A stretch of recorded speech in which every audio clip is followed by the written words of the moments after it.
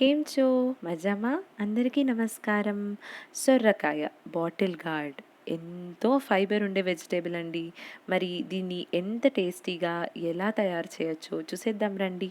ముందుగా ఒక బాణల్లో కొద్దిగా ఆయిల్ వేసుకొని ఆయిల్ని వేడెక్కనివ్వండి. ఇప్పుడు ఆయిల్లో కొద్దిగా ఆవాలు మరియు కొద్దిగా జీలకర్ర వేసుకొని ఆవాలు జీలకర్ర చిటపటలాడనివ్వండి. అందులోకే కొద్దిగా శనగపప్పు, కొద్దిగా ఉద్దిపప్పు మరియు కొద్దిగా ఇంగువ వేసుకొని అన్నీ బాగా ఫ్రై అయ్యేంత వరకు కలుపుకోండి.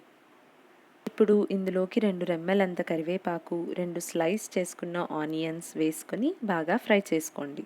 ఆనియన్స్ బాగా ఫ్రై అయ్యి కలర్ మారేలా చూసుకోండి. ఆనియన్స్ ట్రాన్స్లూసెంట్గా అయ్యి లైట్ బ్రౌన్ కలర్లోకి వచ్చాక అందులోకి సన్నగా తరుక్కున్న సొరకాయ ముక్కలను వేసుకోండి. ఇప్పుడు తిరువాత ఆనియన్స్, సొరకాయలు అన్నీ బాగా కలిసేలా ఒక 5 మినిట్స్ బాగా కలుపుకోండి. ఇలా అన్నీ బాగా కలుపుకున్నాక అందులోకి ఒక చిటికెడంత పసుపు వేసుకొని బాగా కలుపుకొని మూత పెట్టేసుకోండి. సొరకాయ హెల్త్కి ఎంతో మంచిదండి. ఇది very rich in fibre and దీనివల్ల డైజెషన్ చాలా ఇంప్రూవ్ అవుతుంది. ఎంతోమంది దీన్ని పొద్దునే లేచి జ్యూస్గా కూడా కన్జ్యూమ్ చేస్తుంటారు. ఇది కాన్స్టిపేషన్ ఉన్న వాళ్ళకు చాలా మంచిదండి. ఇప్పుడు ఇలా పసుపు వేసుకొని అంతా బాగా కలిపేసుకున్నాక మూత పెట్టేసుకొని ఒక 10 మినిట్స్ మగ్గించుకుందాం.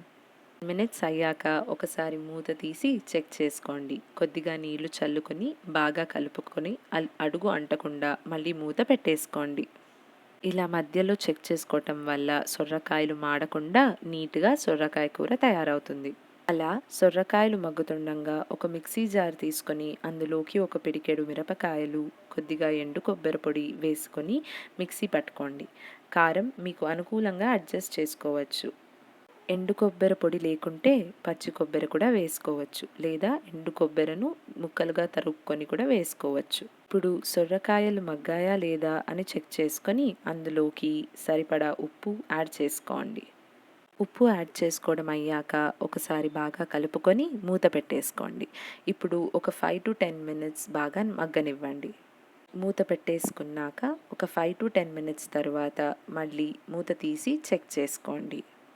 ఇప్పుడు మీరు చూసినట్లయితే సొరకాయలు బాగా మగ్గిపోయి కూర అయితే రెడీ అయిపోయింది. ఇప్పుడు ఇందులోకి మనము ముందుగా తయారు చేసుకున్న పచ్చిమిర్చి మిశ్రమాన్ని వేసుకుందాం. పచ్చిమిర్చి కొబ్బరి పేస్ట్ని వేసుకొని బాగా కలిపి స్టవ్ ఆఫ్ చేసుకోండి. అంతే, ఎంతో రుచికరమైన సొరకాయ ఫ్రై రెడీ. ఇది రైస్లోకి, చపాతీలోకి, జొన్న రొట్టె అండ్ రాగి రొట్టెలోకి అయితే సూపర్గా ఉంటుందండి. ఎంతోమంది సొర్రకాయ వామ్మో బోరు అని పారిపోతుంటారు. ఎంతో బోర్ అనుకునే సొర్రకాయతో ఒక్కసారి ఇలా ట్రై చేసి చూడండి. మీకు మా రెసిపీ నచ్చినట్లయితే తప్పకుండా లైక్ చేసుకోండి, షేర్ చేయండి అండ్ సబ్స్క్రైబ్ చేసుకోండి. మళ్ళీ ఇంకో వీడియోలో కలుద్దాం. ఇట్లు మీ అభిరామి.